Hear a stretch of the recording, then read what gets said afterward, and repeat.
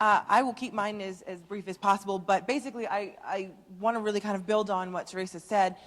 This is not just a standard for interpreters, and I'm coming from the sign language interpreting side of things. I know there's one other sign language interpreter. Is there any other ASL interpreter here? So there are a few. So we know what our standards are. We know what our code of conduct is, our code of professional conduct. We have all of that covered. But so often we find not just the client or the end user who doesn't know how to use an interpreter or what an interpreter is. A lot of the agencies that we work for as freelance interpreters often have no idea what it means to hire and contract a sign language interpreter. And so when we look at this ASTM standard, we're really combining both worlds. We've got the spoken language world represented and the American Sign Language world represented, and while they parallel in so many ways, they are very different and unique as well. ASL interpreters, we have been professionalized since, I believe, 1964 when they instituted a national certification for us.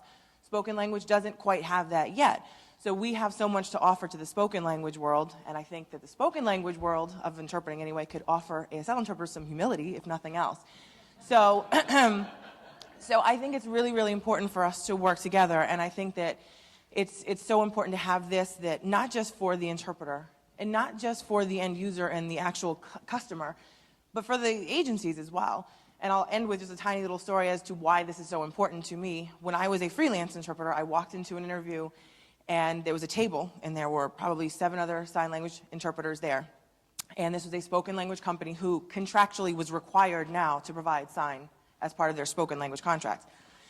I got in there and I saw a lot of, "Hi, my name is," I'm like, oh, these are interpreters. Okay. So I started signing with everybody in the room and would ask, "So how long have you interpreted?" "Well, I interpreted for a friend at the library one time, and I took ASL 1, 2, and 3.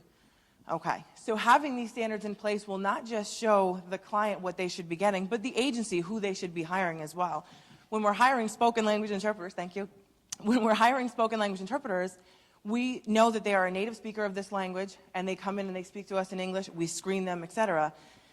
90% of sign language interpreters are not native signers. There are 10% or so who are CODAs who grew up in a deaf family, but the rest of us, NERDas, like me, not even related to a deaf adult, we have to go through the process and learn this.